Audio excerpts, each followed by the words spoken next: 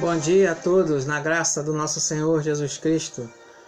Hoje é um dia que o Senhor nos deu, mais um dia que o Senhor nos fez e por isso nós estamos alegres.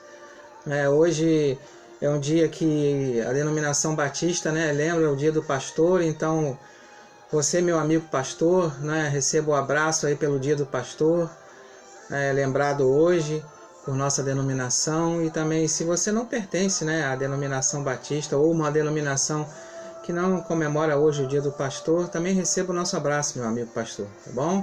Deus continue suprindo as suas necessidades, abençoando a sua vida, a sua família e seu ministério, tá bom? Vamos agradecer a Deus pela vida de cada um dos nossos amigos e irmãos cooperadores, no reino de Deus na terra. E também agradecer a Deus pela vida do Xande, O Alexandre está completando aniversário hoje. Parabéns, Xande, Deus continue aí também abençoando a sua vida, sustentando todas as coisas, suprindo todas as suas necessidades, abençoando você, sua família, cuidando de todas as coisas. Parabéns, feliz aniversário, Xande. Deus te abençoe, Alexandre. Tá bom? Vamos orar, vamos falar com Deus, vamos falar com o Senhor, abençoando, agradecendo por esse dia de bênção. Vamos orar. Senhor nosso Deus e Pai, Senhor, em nome de Jesus, somos imensamente gratos pelo Senhor nos ter permitido despertar esse dia, Senhor Deus, para juntos podermos falar contigo, estarmos aqui, Senhor Deus, em comunhão através da tecnologia. Agradecer ao Senhor neste dia, quando a denominação batista lembra do pastor, do apacentador, Senhor Deus, do guia, Senhor Deus. Muito obrigado por isso, aquele que a Tua palavra nos chama de guias. Então, Senhor Deus, muito obrigado por isso. Te louvo e te agradeço, porque o Senhor um dia nos chamou e tem nos chamado para seguir, Senhor Deus, direcionado pelo Senhor, cuidando daquilo que não nos pertence, mas na verdade todos nós somos do Senhor, ovelhas do mesmo pastor. Muito obrigado por isso, Pai. Obrigado pela excelência do chamado, pelo privilégio de sermos chamados, pela responsabilidade de sermos chamados.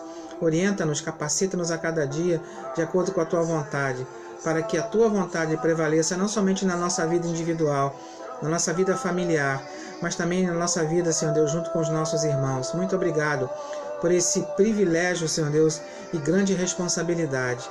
Abençoa e continue abençoando a vida de cada pastor, suprindo as suas necessidades, Senhor Deus, cuidando da sua vida pessoal, cuidando da sua vida familiar, cuidando, Senhor Deus, da sua vida social e da sua vida ministerial. Muito obrigado por isso, Pai, de cada um de nós. Abençoa também o Xande, o Alexandre, está completando mais um ano de vida hoje. Muito obrigado pela vida do teu filho. Continue abençoando ali, Senhor Deus, dando graça, direcionamento, Senhor Deus, mostrando sempre do teu amor, juntamente ali com a sua esposa, Senhor Deus, Josânia, a Júlia, a Elisa, abençoando, Senhor Deus, essa família também. Muito obrigado. Em nome de Jesus, também te estendendo essa oração a cada família. E através dessa lição, Pai, que vamos meditar essa manhã, fale conosco, eu te peço humildemente em Jesus, teu Filho. Amém. Amém, queridos, Vamos meditar essa manhã sobre um texto que nos chama muita atenção e lembrar, vamos estudar a lição 11 da revista Palavra e Vida, uma contracultura num mundo perdido, baseado no texto de Romanos capítulo 12.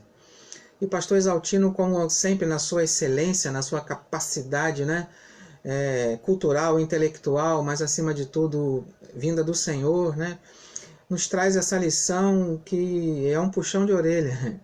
O pastor Exaltino, ele era, na verdade, em memória a ele, um homem usado por Deus. E o texto de Romanos 12 vai nos dizer o seguinte, de 1:2, que é o texto base de início da lição, vai dizer: rogo-vos, pois, irmãos, pelas misericórdias de Deus, que apresenteis os vossos corpos por sacrifício vivo, santo e agradável a Deus, que é o vosso culto racional. E não vos conformeis com este século, mas transformai-vos pela renovação da vossa mente, para que experimenteis qual seja a boa, agradável e perfeita vontade de Deus.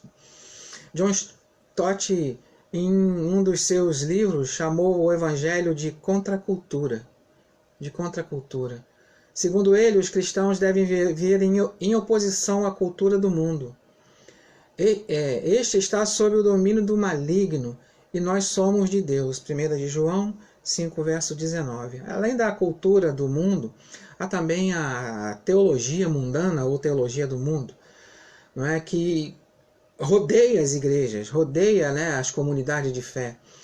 E aí nos rodeia como crentes individuais em Jesus. Acham que a igreja deve ser amiga do mundo, como aqui diz, né? E ser amiga do mundo não é o que somos chamados a ser. Então essa preocupação principal não deve nos atingir. Nós não temos que ser amigos das coisas mundanas do mundo. Nós temos que ser amigos de Deus. Somos chamados a atenção aqui essa manhã nessa lição. Há hoje muita gente fascinada pelos valores do mundo, e isso é verdade. É verdade. Na verdade, o que nós temos visto nesse mundo contemporâneo é um moldar, né, a igreja ao mundo e não o contrário. E não somos chamados a nos moldar ao mundo. Não é? Não estou falando de contextualização, não estou falando de uma linguagem que possa trazer mais clareza, nada disso. Uma forma de estarmos ali juntos que possa trazer mais comunhão, não é nada disso, mas trazer o mundo para dentro da igreja, né? Ou para trazer o mundo para dentro da comunidade de fé. Essa aqui é a grande preocupação, e essa lição vai tratar exatamente sobre isso. A preocupação com mega igrejas, né, tem levado alguns a esquecerem que a igreja deve ser, antes de tudo, não é, leal. Leal a Deus e a sua palavra.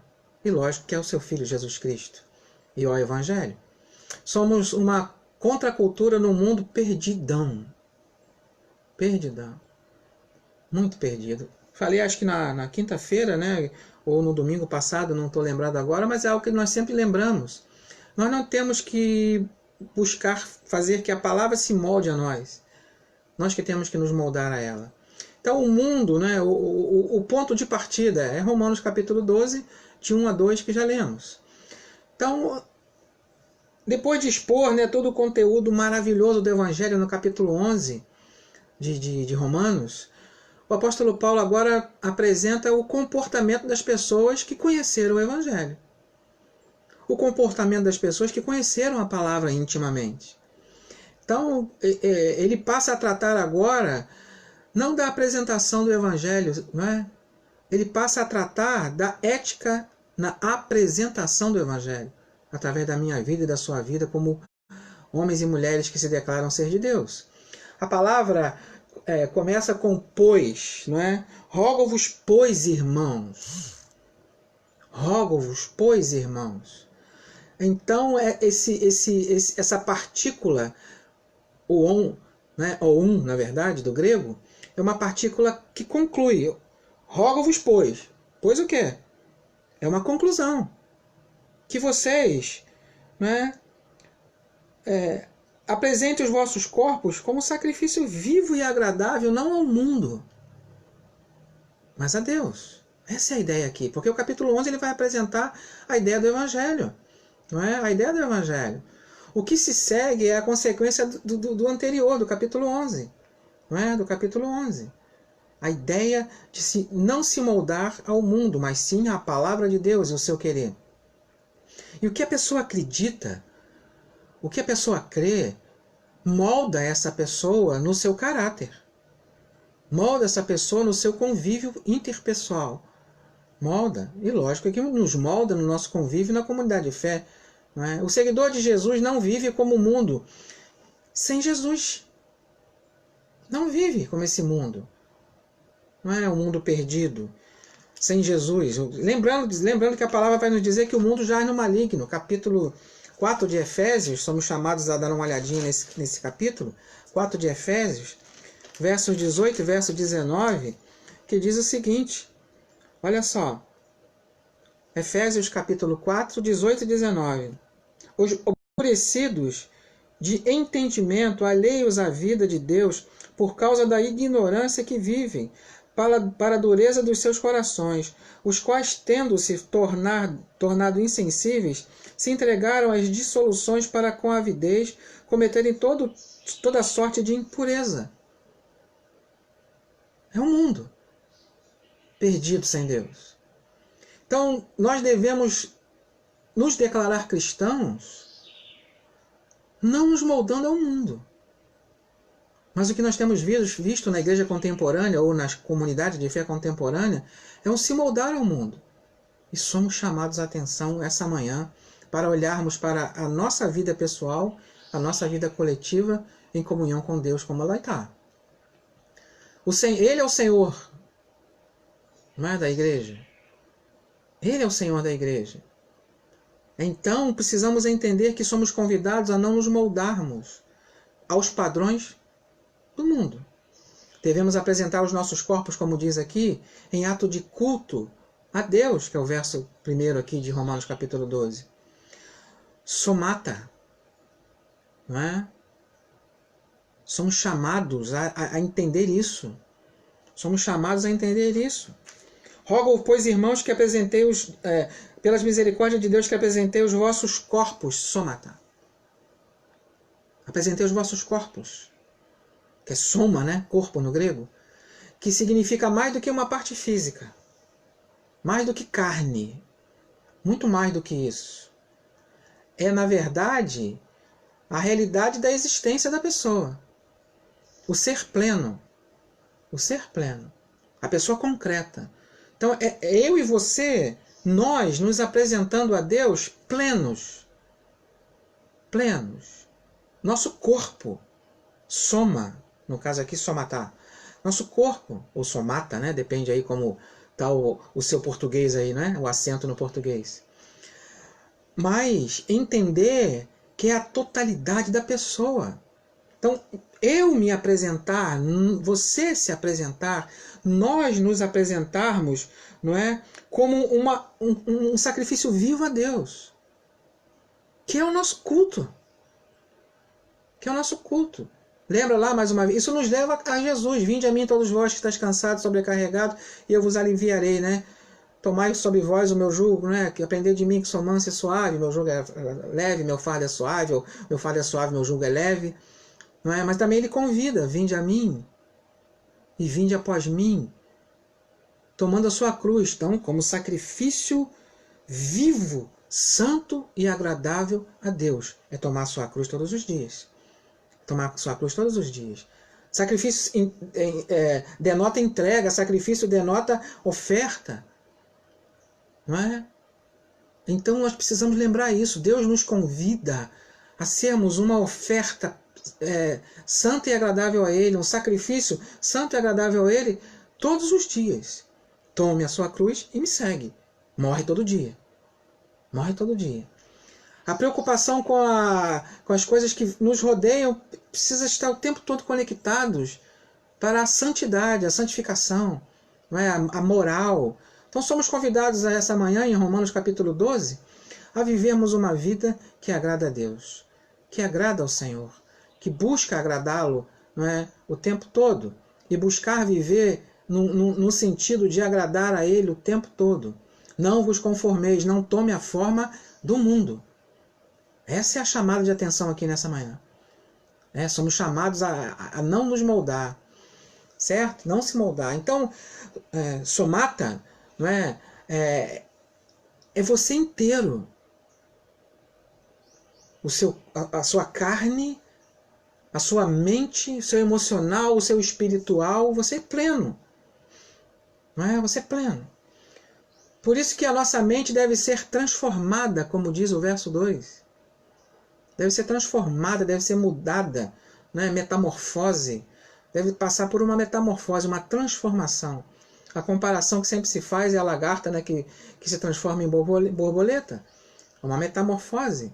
Né? Metamorfo. Né? Metamorfose, mudar de forma. Muda de forma. Por isso que Jesus diz lá, é necessário nascer de novo. Nova criatura. Não é? Passa por uma metamorfose. E aí o ponto de partida é esse. A lagarta que se transforma em borboleta. Então aquele que era moldado pelo mundo, direcionado pelo mundo, guiado pelo mundo, agora é guiado pelo Santo, Santo, Santo. E pela sua palavra. Pelo seu Filho que veio revelar a ele o Pai. Jesus é o exemplo perfeito de homem, não é? É o exemplo perfeito de homem. Então lembrar isso, que cada crente em Jesus não é massa de manobra. De ninguém. Conhecereis a verdade vos libertará. Se o Filho vos libertar, verdadeiramente sereis livres desse mundo mau. Desse mundo que tenta nos tragar, tenta nos moldar a ele. Então não vamos ceder, não devemos ceder. O Novo Testamento Como é que o Novo Testamento vê o mundo? Como que o Novo Testamento vê o mundo? Precisamos recuperar a visão bíblica, não é? Que muito está perdida. Porque tem muitos, como diz aqui, se moldando pela mídia. E tem uma visão romântica do mundo. Desculpa o que eu vou falar aqui, mas é uma pura verdade. Tem gente que acha que Deus é Papai Noel. É um bom velhinho. Tem gente que acha que ele é um bom velhinho. Sabe? Que acha a graça dos nossos vacilos. A lição é para a igreja, lembre disso. É para aquele que se declara cristão, que faz parte do corpo de Cristo. Então somos chamados, a puxão de orelha começa aqui e vai para aí, para a rede, passa pelas redes e chega até a sua casa aí onde você estiver. Eu levo a chibatada aqui e você leva a chibatada aí. É assim que funciona. É assim que funciona. Então precisamos recuperar a visão bíblica de santidade, de ética, de moral. Como alguém que se declara de Deus. Precisamos recuperar isso. Como que o Novo Testamento apresenta o mundo para a gente? Perdido. Jaz no maligno. É assim que o Novo Testamento apresenta o mundo para a gente. A igreja contemporânea é mundana. Pode estar sendo pesado demais? Não sei. Deus é que sabe. É só olhar. É mundana. Até os critérios para se avaliar uma igreja são mundanos. Certo? Não bíblicos.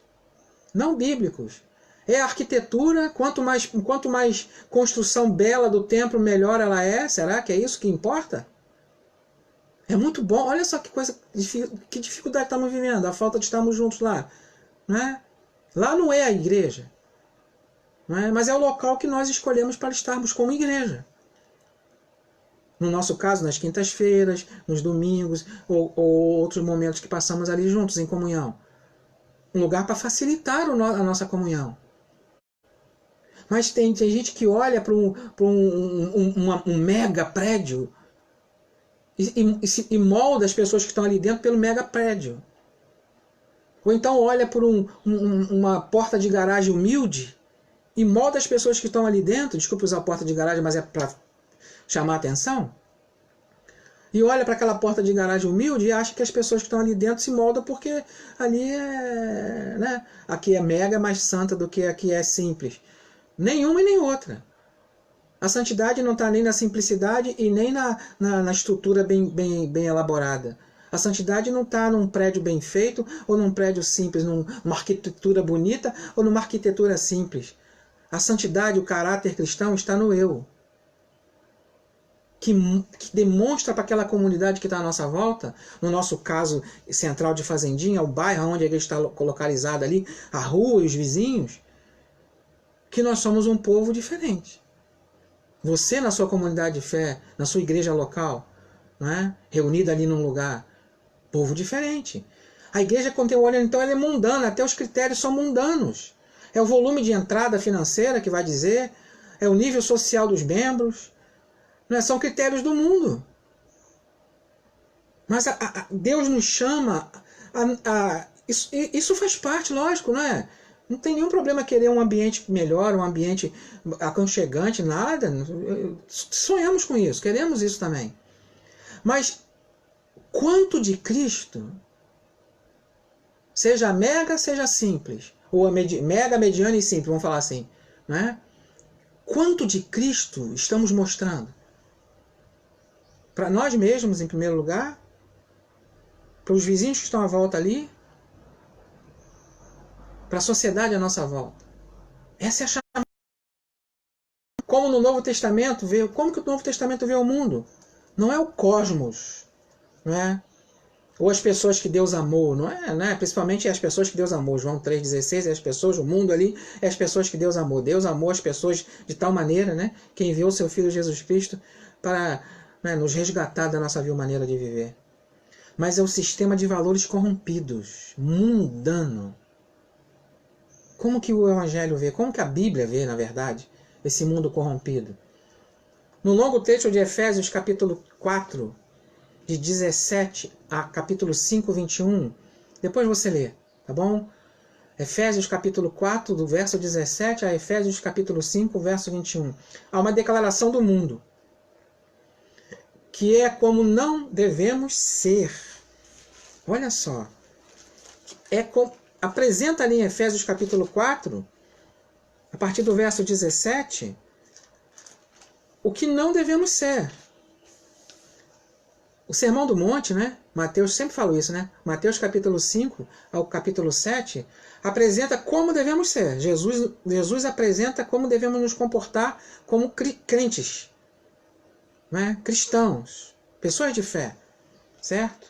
Crente não, porque crente é um termo muito genérico. O nascido de novo, né? O nascido de novo. Crente é um termo muito genérico. Mas Mateus capítulo 5 a capítulo 7 nos apresenta, Jesus nos apresenta como devemos nos comportar. Como devemos comportar. E Efésios capítulo 4, de 17, Efésios capítulo 4, 17 ao capítulo 5, 21, nos apresenta como não devemos ser. Como não devemos ser. É interessante isso. Não é? O verso 17, só para podermos ter ideia. Isso, portanto, digo, e no Senhor testifico que não mais andeis como também andam os gentios, na vaidade dos seus próprios pensamentos. Aquele que nasceu de novo tem a mente de Cristo. A Bíblia nos garante isso, a palavra nos garante isso. Não é? Nos garante isso. Se alguém ama o mundo, 1 de João capítulo 2, verso 15, não é? O Pai não está nele. O Pai não está nele. Não é? Às vezes as pessoas querem se moldar a palavra, como sempre falamos, assim, não é? E procura aqui, procura ali, lugar para se moldar. Nós não temos que ficar procurando, seja arquitetura, seja nível social, seja cultural, seja financeiro, não importa. Nós não temos que procurar isso. Nós temos que procurar a verdade. A verdade. Conhecereis a verdade e ela vos libertará. Se o Filho vos libertar, verdadeiramente sereis livres e a nossa mente é transformada. A igreja de Jesus não pode ser moldada pelo mundo nem ceder aos seus apelos. A conversa de que igreja amiga do mundo, essa conversa é muito perigosa. Muito perigosa. Ela é perigosíssima, perigosíssima. Não é? Essa conversa que a igreja é amiga do mundo, ela não é amiga do mundo. Porque se a amizade com o mundo é inimizade com Deus, como que a igreja pode ser amiga do mundo? Vai ser inimiga de Deus. Né? Não devemos ser beligerantes. Não é? Que palavra? O que essa palavra significa? Não é? O que essa palavra beligerante significa? Briguentos em relação ao mundo. Viver em conflito em relação ao mundo. Em guerra com o mundo. Basta ser santo. Só basta isso. Tem gente que acha que a gente tem que estar brigando com o mundo. Sabe? Que a gente tem que estar... Esse não se moldar é não se moldar. Então, nós não estamos em batalha com o mundo. Nós estamos em oposição. Não é? Remando contra a maré. Mas nós não estamos vivendo em conflito com o mundo, brigando. Não fomos chamados para isso. Sede santos, como eu sou santo. Esse é o nosso chamado. Esse é o seu chamado, é o meu chamado. Basta isso para criar o conflito sem que a gente queira. Então nós não temos que estar brigando, né, beligerantes aí. Não temos que estar brigando em guerra. Sabe? Não temos que fazer isso. Basta apresentar a verdade com a vida de um caráter segundo o coração de Deus. Que já vai criar conflito, sem que você queira, sem que eu queira. Certo? E muitos não vão entender isso. Não devemos nos julgar superiores. Não devemos nos julgar superiores.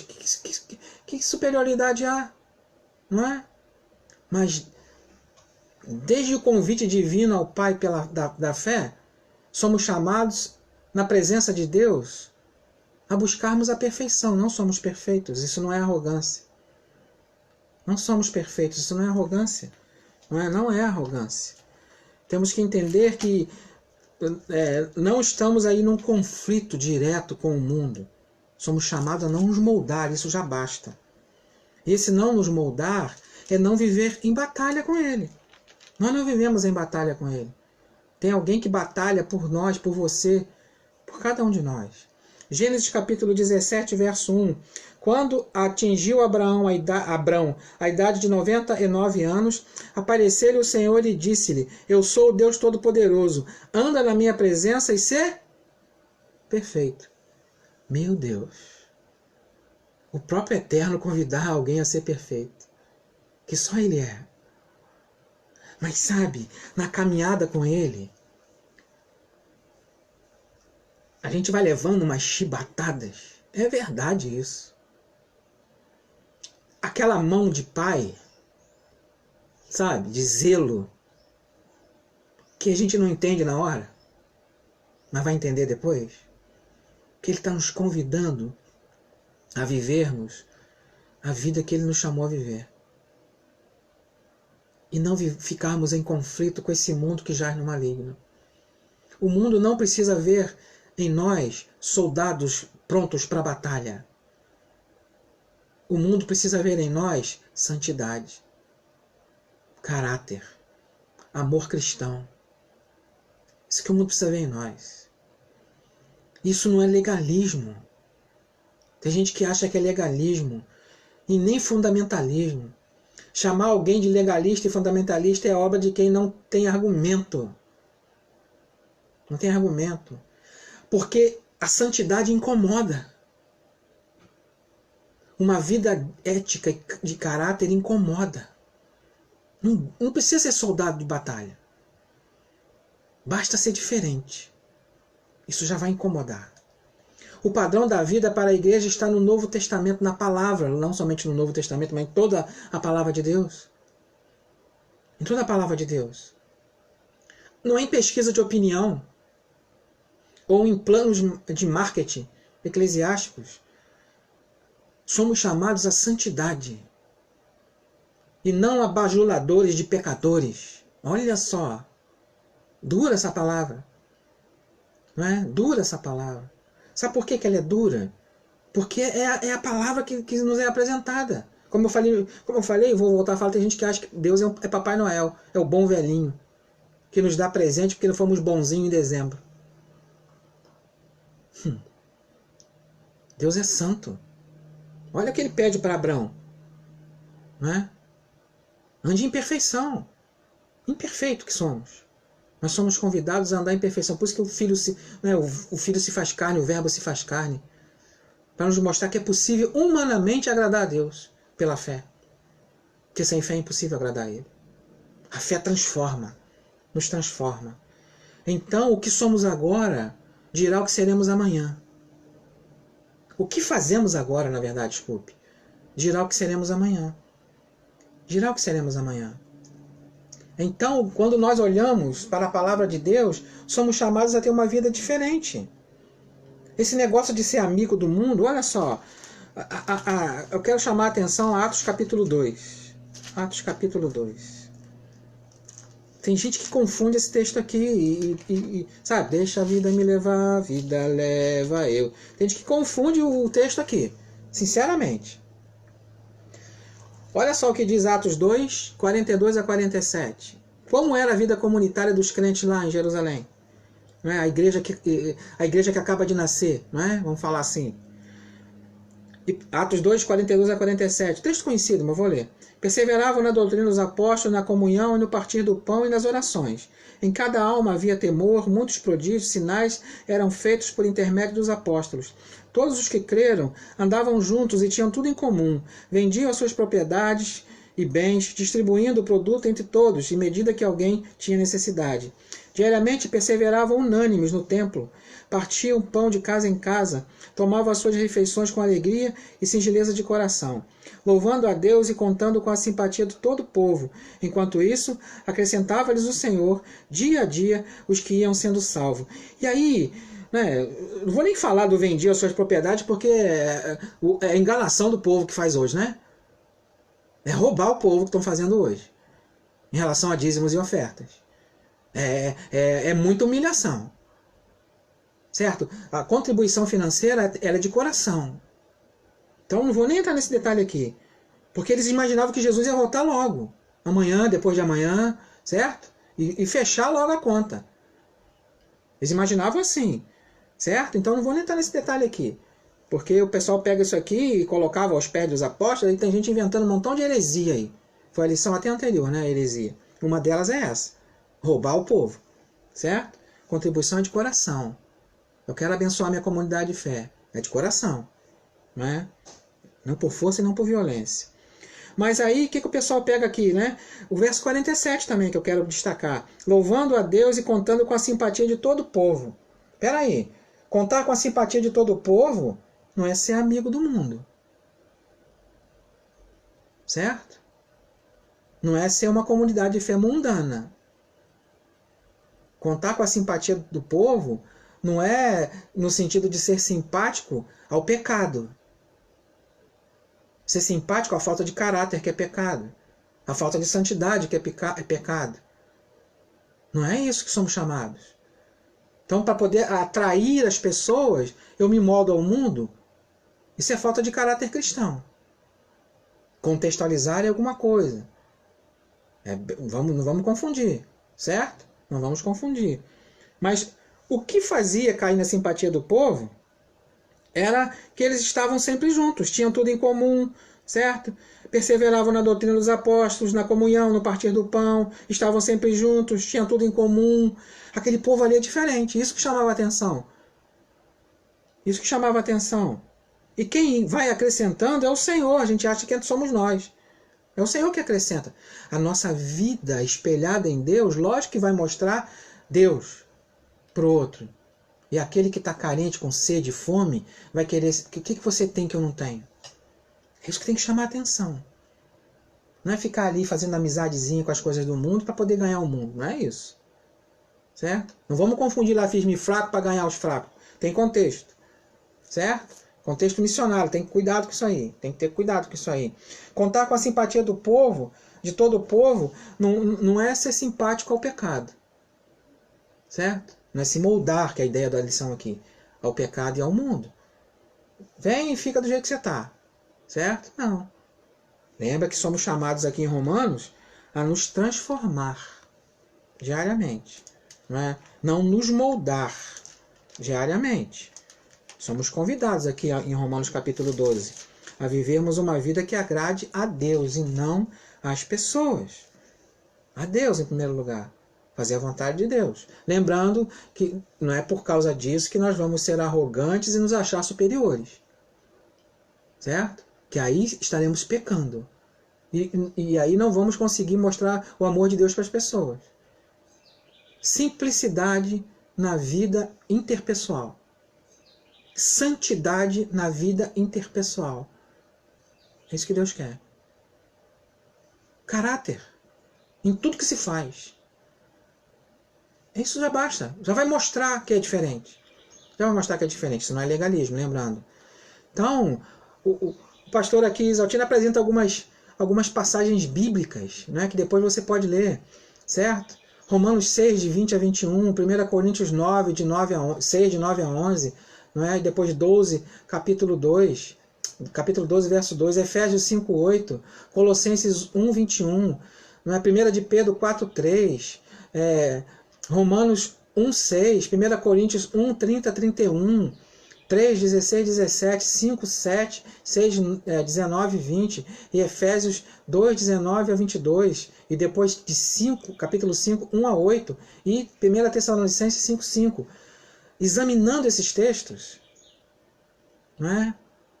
Essas passagens, mostra que a conversão é um divisor de águas na vida moral da pessoa. Mais uma vez, a conversão é um divisor de águas na vida moral da pessoa. Certo? Mudou todo o seu destino, o seu dia a dia. Mudou sua vida aqui nessa terra. Nessa única vida que temos. Que depois, não é?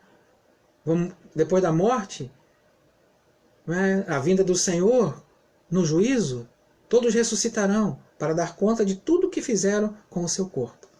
Lembre sempre disso. Conversão é mudar de vida. É um divisor de água. Muda a pessoa. Quem aceita a Cristo tem um novo jeito de viver, que não se molda mais às coisas do mundo. O comportamento do mundo não é sadio, não é? Podemos nos acostumar com o adultério, o roubo, o homossexualismo, a violência e fofoca e tudo mais que você possa imaginar, que não é só esses aqui que são apresentados. Certo? Não é só esses aqui que são apresentados. Porque a mídia deseja que isso é bom. Certo? Somos todos os dias confrontados pela mídia. Não é? Tentar colocar de goela abaixo que é natural algumas coisas. Não é. Maledicência. Não é? Desejar o mal ao outro. Não é só esses pecadãos aqui, humanamente falando, que são apresentados. Certo? Adultério, roubo, homossexualismo e violência. Não é só isso que é pecado. Certo? Jesus mesmo disse, se você pensar que quer matar o outro, você já matou. Já pecou. O molde do Antigo Testamento, desculpe falar Antigo Testamento, mas na visão errônea do judaísmo, não é? E aí vamos falar um pouquinho em relação a isso, das religiões, na verdade, não é só o judaísmo, o cristianismo também. É uma religião. Não é o erro das religiões, é o exterior bonito. Que é o ponto 3 aí que vai falar. A santidade moral não é litúrgica. Ou seja, ela não é só no momento de culto. Só para ficar bonitinho na foto. De aparência.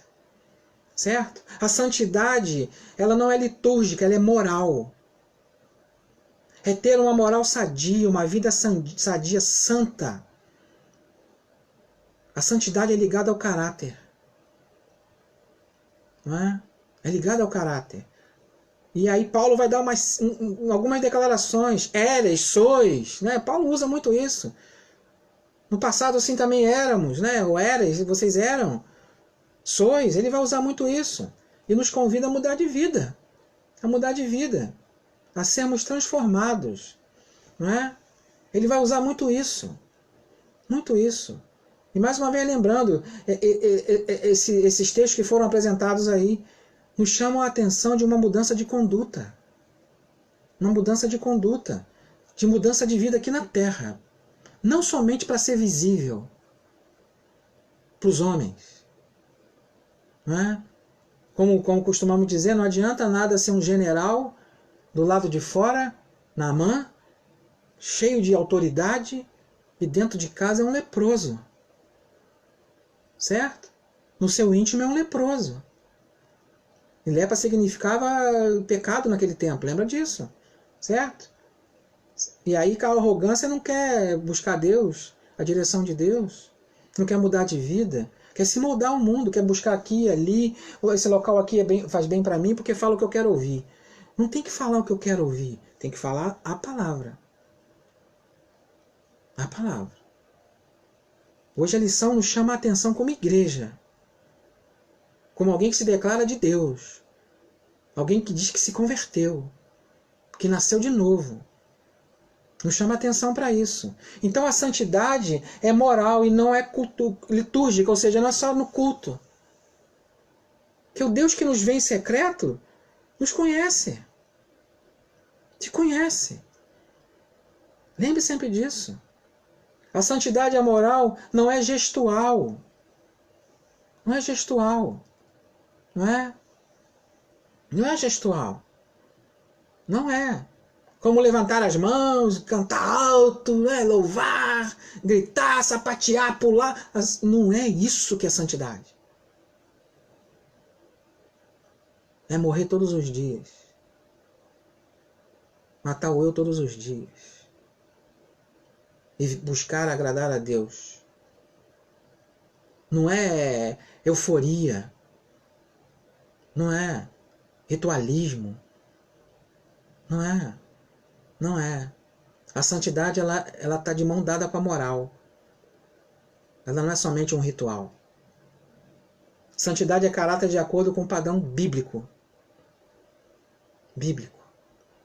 Não é? Produzam frutos dignos de arrependimento, ou seja, não é tem gente que pensa que quando João Batista falou isso, porque estava no momento do batismo ali, né, no Rio Jordão, aí produzam frutos dignos de arrependimento, então eu tenho que batizar um montão de gente, pregar para que um montão de gente se converta. João Batista está falando eu. Se eu me declaro alguém que se arrependeu, eu tenho que produzir fruto digno de quem se arrependeu. Ou seja, a minha ação, a minha atitude, o meu caráter tem que ser de alguém que se arrependeu. O fruto digno de arrependimento não é no outro, é em mim, no eu. No eu. A santidade é relacional, não é mística. Tem gente que acha que ela é mística. Não é? Interessante que ele chama a atenção para um momento histórico aqui. Na Idade Média havia santos do puleiro. Ou santos no puleiro, já ouviu esse termo? Eram pessoas que subiam uma plataforma sobre um alto poste e ali ficavam anos a fios. Alguns, quando retirados, tinham os membros inferiores atrofiados. Isolavam-se do mundo, viviam da comida que eles davam e ficavam ao relento. Eram inúteis à sociedade. Ide e fazei. Enquanto o imperativo está no fazer, né? E não no ir. Então, enquanto caminhamos, vamos fazendo discípulos de todas as nações. Não é ficar ali, né? Ah, eu fui salvo, né? Me converti, agora tá bom. Eu vou viver o meu jeitinho, a minha vidinha. Não. Você e eu somos chamados a proclamar as nações, a santidade de Deus. Em nós. Em nós. Santo de puleiro não ajuda o mundo em nada. Em nada. Em nada. Na cultura atual chamada de pós-moderna tem muito santo de puleiro. Sabe? Que sobe não nos postes, mas nos palcos da vida. Certo? Nas plataformas da vida. Mas na verdade é santo de puleiro. É o que somos chamados a atenção aqui. Lembra que eu falei no início? É pancada. Aqui e aí. Santo de puleiro no mundo e nada. Não adianta ter um sorriso bonitinho, bonitinho aqui, bonitinho ali, e ser pucaiado. Não adianta nada. É algo cultural do mundo. Ser fingido, fingida. Ser pucaiado, é natural do mundo isso. Certo? Na cultura atual, conhecida de pós-moderna, ou seja, cada um tem a sua verdade, né? Não existe uma verdade absoluta. Certo? O que é verdade para mim não é verdade para você. Esse é o mundo que vivemos. O que é para você não é para mim. Certo? A verdade está na palavra de Deus.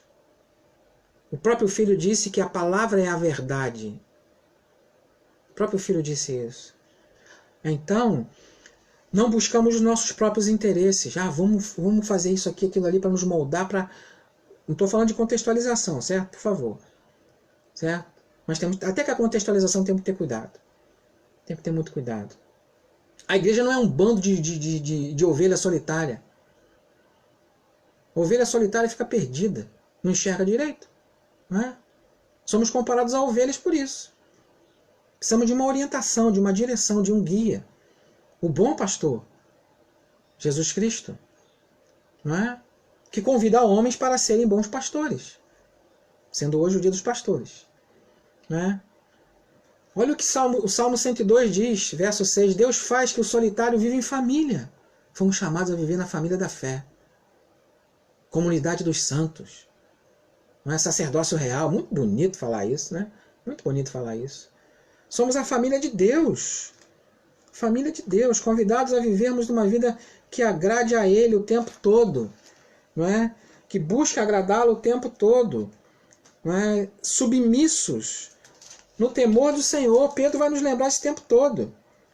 Ele vai nos lembrar o tempo todo isso. O tempo todo ele vai nos lembrar isso. 1 de Pedro, capítulo 2, a partir do verso 9, o que diz? Vós, porém, sois raça eleita, sacerdócio real, nação santa, povo de propriedade exclusiva de Deus, a fim de proclamar as virtudes daquele que vos chamou das trevas para a sua maravilhosa luz. Vós, sim, que antes não erais povo, olha só o eres aí, né, que Paulo também usa aqui. Mas agora sois povo de Deus, que não tinhas alcançado misericórdia, mas agora alcançaste misericórdia. E o verso 18 vai dizer, servos, sede submissos, todo o temor aos vossos senhores.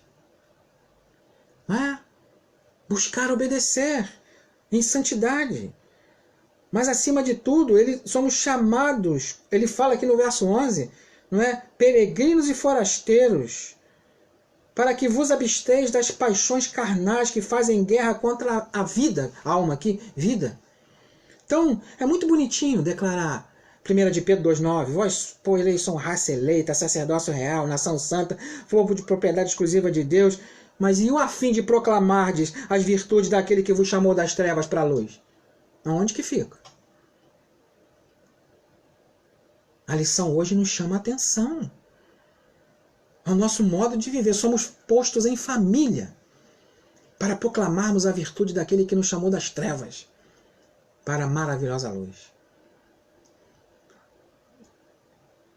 Nós nos agrupamos na comunidade de fé, que chamamos de igreja, mas na igreja somos nós reunidos, não é? Para exercermos o aperfeiçoamento dos santos, de cada um de nós. E recebemos forças um dos outros, vivemos nesse mundo, mas não somos mais dele. Pedro diz aqui, somos forasteiros, peregrinos. Não é? Em 1 de Pedro, capítulo 2, verso 11. Forasteiros e peregrinos. Vivemos em um grupo e exercemos a nossa fé em grupo. Mas primeiro ela é individual. Individual. Não é? Um relacionamento íntimo com Deus. O amor cristão não busca seus próprios interesses. Não busca. 1 Coríntios 13, verso 5. Volta-se para o outro. Por isso que caía na simpatia do povo. Não é que fazia a vontade do povo, mas que buscava agradar a Deus, abençoando o povo. A igreja de Jerusalém e Barnabé nos mostram isso. Nos mostram isso. Atos 4, 32 a 37.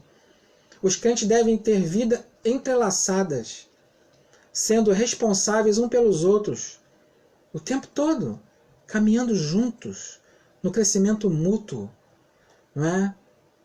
Em santidade. Certo? Santidade. Agora viver uma santidade só, sabe, aquela santidade mística, só de boca para fora, sabe? Ritualística. Deus não quer isso. A santidade é racional, por isso que Paulo, voltando lá a Coríntios 12, a Romanos 12, ela é racional. Não é? A palavra aqui em Romanos capítulo 12 não é metanoia. Não é metanoia. Rogo-vos, pois, irmãos, pelas misericórdias de Deus, que apresenteis os vossos corpos como sacrifício vivo, santo e agradável a Deus, que é o vosso culto racional. Racional. Então, santidade é relacional. É relacionamento com Deus. Com Deus. Deus nos convida a vivermos a vida que Ele planejou para nós. E Deus nos dá essa capacidade. Ele nos dá essa capacidade. Temos que viver, então, uma santidade não mística, mas uma santidade racional. Mente. Tudo bem que tem a ver com metanoia, não é? A santidade relacional, não é? Lembrar isso. Ela é aquilo que Deus deseja para você e para mim. Então, quando saímos da nossa reunião ali coletiva, que chamamos de culto, nós temos que sair fortalecidos pela comunhão com Deus em primeiro lugar, que não acontece somente no culto coletivo, e com os nossos irmãos. Vamos ao mundo testificar dessa fé, lembrando lá de Pedro, certo? Não é só sacerdócio real, não é só povo exclusivo, mas também para proclamar as virtudes do Senhor para esse mundo perdido. O caráter cristão prova a nossa fé dia a dia. Todos os dias somos tentados a fazer algo que contraria a vontade de Deus. E às vezes a gente cede. Às vezes a gente cede. Certo? A gente cede. Deus, ele mostra misericórdia o tempo todo. Certo? Mas não esqueça que ele vê e julga. Ele não é um bom velhinho. Certo? Que ri das nossas asnices. Ele quer a nossa transformação. A sua, a minha. E você que ainda não entendeu esse amor, entenda esse amor. Certo? E se transforme. Então, de tudo que nos foi apresentado, não estamos em guerra com o mundo. Não estamos. E não devemos amá-lo. Que é a palavra beligerantes, né? Nós não estamos em guerra com o mundo. Basta ser santo. Basta mostrar caráter cristão. Certo? Não devemos amá-lo. Certo? Ou cortejá-lo. Tem gente que gosta de catucar onça com vara curta nisso e acaba pecando. O nosso amor vem de Deus. O exemplo é Ele, o modelo é Ele. Por isso que Ele envia seu Filho, para nos mostrar que é possível. Eu venci o mundo, Ele disse isso, Jesus. A solidariedade é uma das marcas da fé cristã. Sem ela, há apenas conversa oca. Sem fé é impossível agradar a Deus, e fé sem obra é morta. Certo? Mas não fazemos para sermos salvos, fazemos porque já somos. Não fazemos algo para ganhar crédito com Deus. Não temos crédito com Deus, estamos sempre no débito. Certo? Que Ele amou o mundo de tal maneira que enviou seu Filho unigênito para que todo aquele que nele crê não pereça, mas tenha a vida eterna. Certo? Então a solidariedade faz parte, a comunhão faz parte, a ação social faz parte, mas não fazemos isso para ganhar crédito com Deus. Não fazemos isso. Se a ideia é essa, está totalmente errada. A santidade não é uma palavra oca. Não é. Não é. A santidade é demonstrada em atitudes e em gestos. Que basta ser santo para mostrar, ou buscar ser santo, que não somos perfeitos, lógico que não. Deus chama Abraão a ser perfeito, mas é para que a cada dia ele morra. Não é? O que você tem feito então para demonstrar a solidariedade, a vida que Deus nos chama a ter? Certo? Lembrando que essa solidariedade não é se moldar ao mundo. Certo? Mas é ser alguém centrado na palavra. A igreja contemporânea precisa resgatar a centralidade da palavra. A igreja contemporânea precisa resgatar a pregação cristocêntrica. Não para fazer coceira nos ouvidos, mas para que sejamos transformados, incomodados, dia após dia, a termos uma vida santa e agradável e perfeita a Deus. A Deus. Que é o nosso culto racional. Rogo-vos, pois, irmãos, pelas misericórdias de Deus, que apresenteis os vossos corpos por sacrifício vivo, santo e agradável a Deus, que é o vosso culto racional. Não é um troço no êxtase. Certo? Que ali pulou, fez, aconteceu, berrou, gritou, tocou, pregou, fez o que aconteceu ali na plataforma, mas a vida é um lixo. Não tem caráter. Cair na simpatia do povo é buscar ter uma vida santa diante de Deus e dos homens. Mas primeiro diante de Deus. Diante dele. Que Deus nos ajude. O pastor Exaltino aqui, em memória a ele, já falecido, nos chama a atenção a isso. Vamos orar? E lembrar que precisamos agir o tempo todo. Nós não estamos em guerra. Basta ser santo. Vamos orar? Senhor, em nome de Jesus, quero humildemente te agradecer por esta palavra. Traga a nós essa manhã, desafiadora, encorajadora, que nos traz, Senhor Deus, vergonha. Vergonha. Às vezes nós estamos tentando fazer negociata com a fé. Tem misericórdia de nós, Senhor. Ajuda aqueles que se declaram como teu povo, a tua igreja, espalhado nessa terra, a viver uma vida santa, perfeita e agradável a Ti, Pai. A começar desse que fala contigo. Ajuda-nos a buscar agradar a Ti em primeiro lugar. Não com arrogância, não com petulância. Não nos achando melhor do que ninguém.